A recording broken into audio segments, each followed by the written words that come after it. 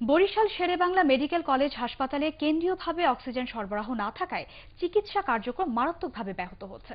বর্তমানে সিলিন্ডারের মাধ্যমে রোগীদের গ্যাস সরবরাহ করা হয়, যা অপর্যাপ্ত ও ঝুঁকিপূর্ণ। অনেক সময় অক্সিজেন সংকটের কারণে রোগীদের মৃত্যুও হয়ে থাকে। 15 বছর আগে হাসপাতালে কেন্দ্রীয়ভাবে অক্সিজেন সরবরাহের জন্য একটি প্রকল্পের কাজ শুরু হলেও তা এখনো বাস্তবায়ন হয়নি। বরিশাল থেকে হুমায়ুন কবিরের রিপোর্ট, জানাচ্ছেন অনিন্দিতা কামাল। দক্ষিণাঞ্চলের একমাত্র উচ্চ চিকিৎসা কেন্দ্র বরিশাল শেরেবাংলা মেডিকেল কলেজ হাসপাতাল, কিন্তু এখনো এই হাসপাতালে কেন্দ্রীয়ভাবে রোগীদের জীবন রক্ষাকারী অক্সিজেন সরবরাহের কোনো ব্যবস্থা করা হয়নি। হাসপাতালে সিলিন্ডারের মাধ্যমে রোগীদের অক্সিজেন সরবরাহ করা হয়। মাঝে মধ্যে এতে অক্সিজেন থাকে না বলেও অভিযোগ রয়েছে। আবার গুরুতর অসুস্থ রোগীকে ডাক্তার অথবা নার্সের অক্সিজেন দেওয়ার কথা থাকলেও তা দেয় ওয়ার্ডের আয়া। এসব কারণে অনেক সময় রোগীদের জীবন সংকটাপন্ন হয়ে পড়ে।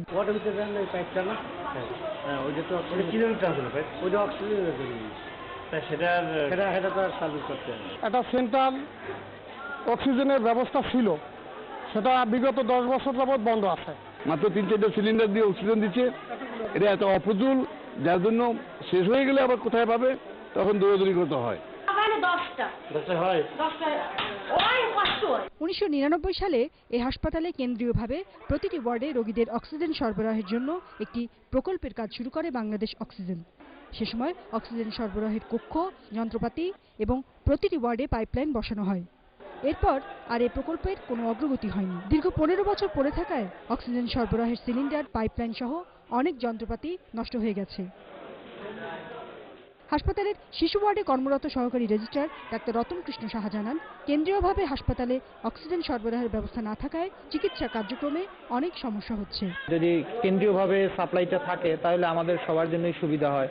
আমরা প্রত্যেকটা পেশেন্টের বেডের কাছেই লাইনটা থাকলে আমরা কেন্দ্রীয়ভাবে যেহেতু সাপ্লাই হচ্ছে, এটা ওই সেন্ট্রালি যেহেতু হবে, সুতরাং আমাদের জন্য কাজ করা আরও ইজি হয়।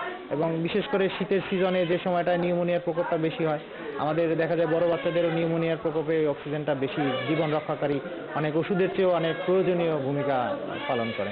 তবে বরিশাল শেরেবাংলা মেডিকেল কলেজ হাসপাতালের পরিচালক ডাক্তার কামরুল হাসান জানালেন, কেন্দ্রীয়ভাবে প্রতিটি ওয়ার্ডে অক্সিজেন সরবরাহের জন্য উদ্যোগ নেওয়া হয়েছে। আমরা একটা প্রজেক্ট এবার আমরা চেষ্টা করতেছি যে এখানে লিকুইড অক্সিজেন তৈরি করে সাপ্লাই দেওয়া যায় কিনা এবং প্রত্যেক ওয়ার্ডে সেন্ট্রাল অক্সিজেন দেওয়া যায় কিনা।